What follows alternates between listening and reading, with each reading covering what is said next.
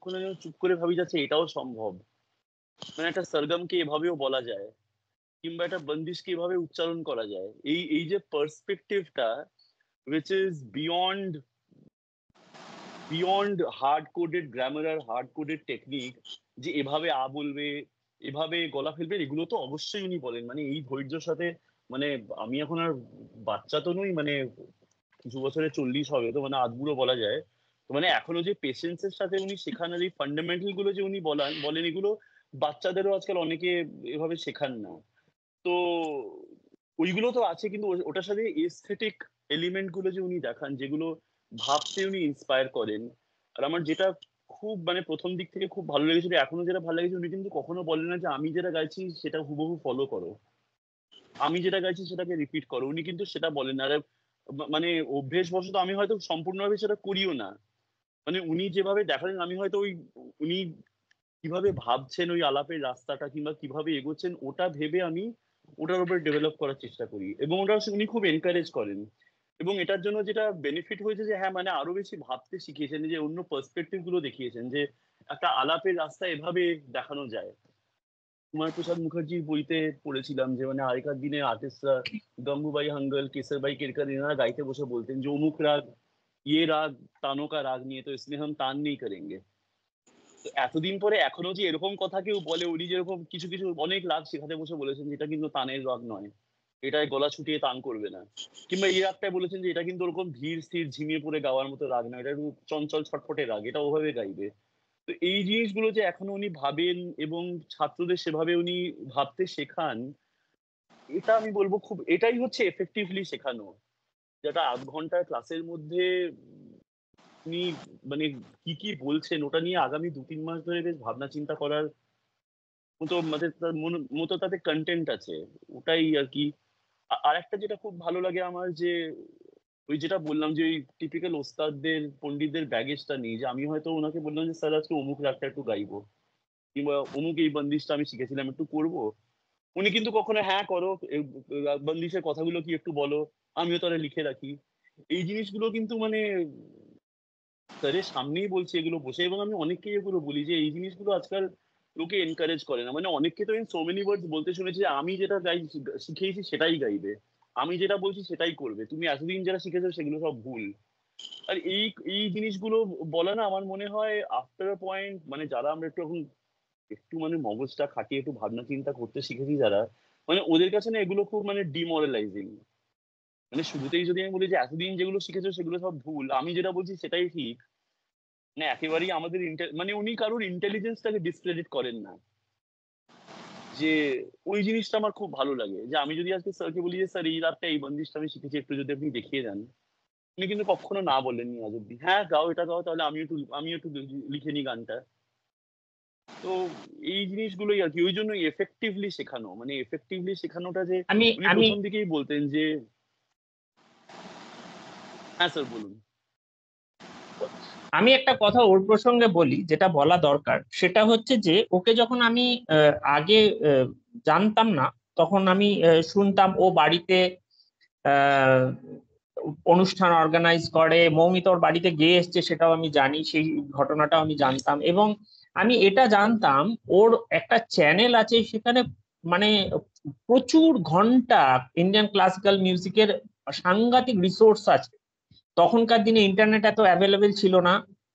Channel বলতে ভুল করে, ওর একটা কালেকশন আছে, ওর কালেকশন আছে, সেই কালেকশন থেকেও প্রচুর শোনে। তো আমি প্রথম যখন ওকে শুনি, ও যখন আমার কাছে শিখতে আসে, তখন আমার মাথায় এটা ছিল যে এই মানুষটার বা এই ছেলেটার এক প্রচুর ঘন্টা গান শোনার অভ্যেস আছে, যেটা হয়তো আমারও অত ঘন্টা গান শোনার অভ্যেস নেই। কিন্তু ওর বেসিক কিছু টেকনিক্যালিটিস এ, গলা থ্রোয়িং এ বা কিছুতে, মানে গলা স্টেবিলিটিতে বা থ্রোয়িং এ, ব্যালেন্সে, এগুলোতে কিছু এলিমেন্টারি সমস্যা ছিল, যেগুলোর জন্য ওর গানটা একটা শেপ পাচ্ছিল না। আমি কখনোই ওর গান শোনার যে রিসোর্সটা, সেটাকে কখনো, ওই যেটা বললো ও যে কখনো কারোর ইন্টেলিজেন্টকে ডিসক্রেডিট করে না, করে তো আমার কোনো লাভ নেই। কারণ আমার তো দরকার সেটা। আমি তো অন্য যারা যারা শোনে না তাদেরকে 10 বার, 50 বার, 100 বার বলি শোনো শোনো, সেই শোনাটা ওর মধ্যে অলরেডি আছে, তাহলে তো আমার সেটা অ্যাডভান্টেজ হওয়ার কথা ওকে শেখানো। তা আমার ডিসক্রেডিট করার তো কোনো প্রশ্নই নেই। সবার আগে আমি ওকে যেটা চেষ্টা করেছিলাম যে ওর ভয়েসটাকে বা ওর টেকনিক্যালিটিস, ওর ভয়েস থ্রোয়িং এর কিছু সমস্যা আছে সেইগুলোকে এখন অনেকটা ঠিক করে ফেলেছি। আর যেটা ওর গান, যেটা গানের রিসোর্সটা, সেটা এখন আমি দেখি ওকে আমি মাঝে মাঝে গাইতে, ও মাঝে মাঝে বলে স্যার থামিয়ে দিয়ে, স্যার এবার আপনি একটু দেখান, এটা ও বলে, ওকে জিজ্ঞেস করো। তো আমি কিন্তু ওকে গাইতে দিই। ও যখন 5 মিনিট 7 মিনিট গেয়ে নিল, তবে স্যার কিছুই গাইছে না, ও নিজে তখনই নিজে বলে স্যার আপনি এবার একটু দেখান, আপনি এবার একটু করুন, আপনি একটু বলুন, একটু কিছু রাস্তা দেখান। তো এই জায়গাটা ওর যে শোনাটা, সেটা ও যখন যখন মানে ওর একটা ভীষণ রকম ইনক্লিনেশন আছে টুয়ার্ডস আমির খান সাহেব বা কিশোরী ভাই, কিশোরী আমনকরজি, বা আরো অনেকের পুরনো যাদের রেকর্ডিং আমরা ঘন্টার পর ঘন্টা শুনতে পারি, সেরকম রিসোর্স ওর কাছে আছে।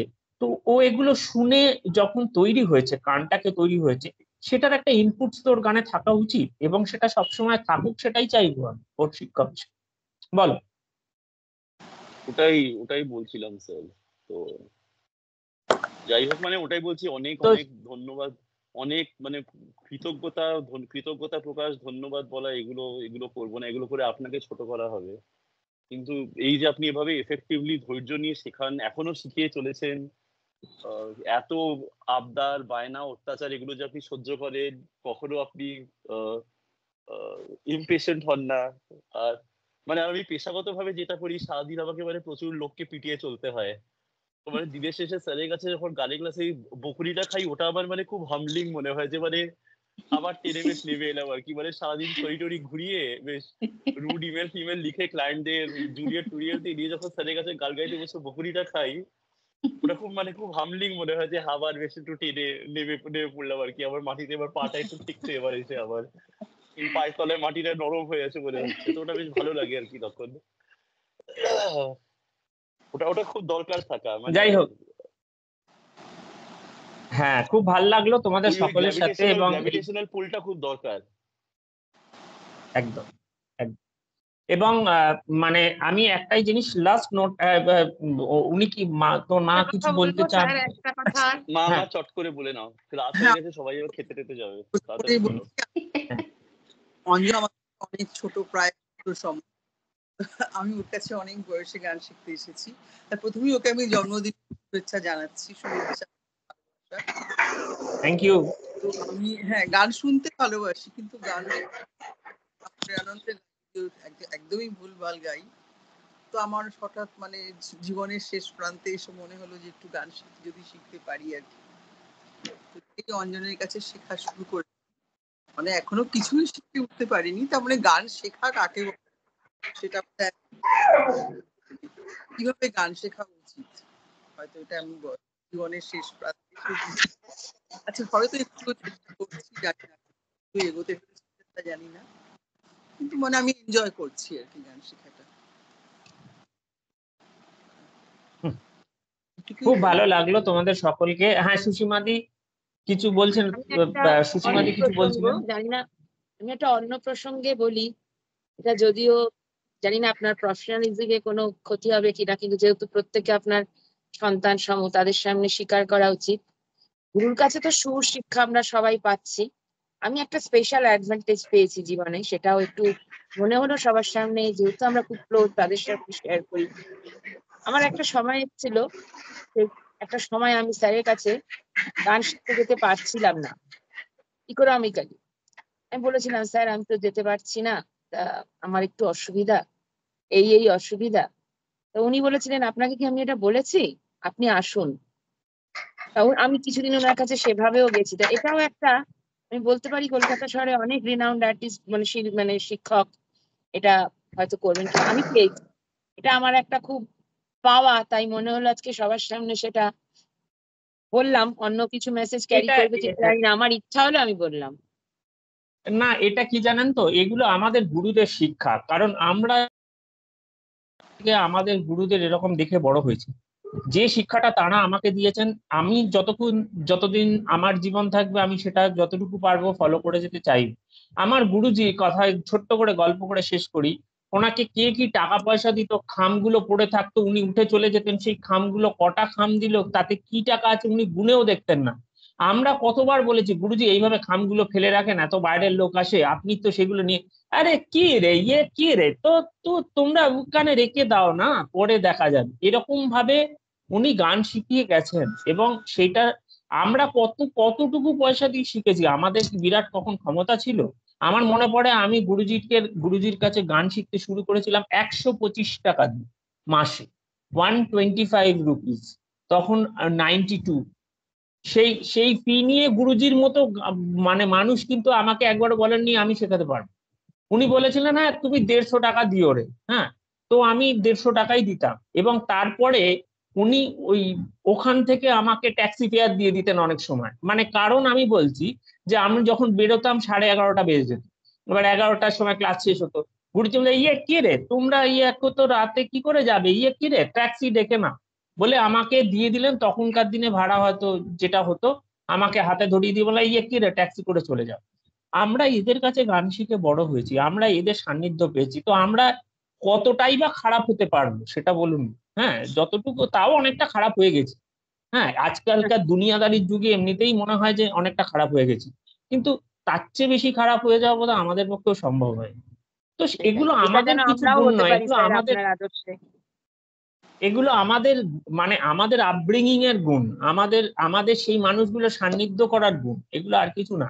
ওই যে আপনারা সকলে বললেন গুরু শুধু গান শেখায় না, জীবন দর্শন শেখায়, জীবন ধারণ শেখায়, এটাই তো আমরাও তো এই সেগুলো জন্যই শিখে বললাম, বড় এই হয়েছি, তো জন্যই এই সেই কথাটা আমি হ্যাঁ বললাম, নাহলে হয়তো আজকে এই কথাটা একদম না বললেও চলতো।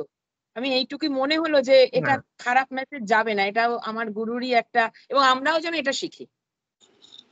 একদমই তাই। এবং আপনি এটা বললেন বটে, এটা আমি অনেকের ক্ষেত্রে অনেক সময় করি, কিন্তু এটা আমি একটা কথা আমার মনে হয় যে কেউ কোনোভাবে অসুবিধায় পড়ুক সুবিধেয় পড়ুক, সেটা যাতে গুরুর কাছে এসে পরিষ্কারভাবে বলার সাহস রাখে, সেটা সবচেয়ে বড় কথা। সবার অবস্থা সবসময় সময় যায় না, কিন্তু সে যদি নিজেকে সরিয়ে নিয়ে গান শেখাটা বন্ধ করে দেয়, তাহলে সে তার অনেক বেশি ক্ষতি করে। সেইটা যেন না ঘটে, সেইটা প্রত্যেকের জীবনে যেন সেইটা না ঘটে, সেটাই চাই।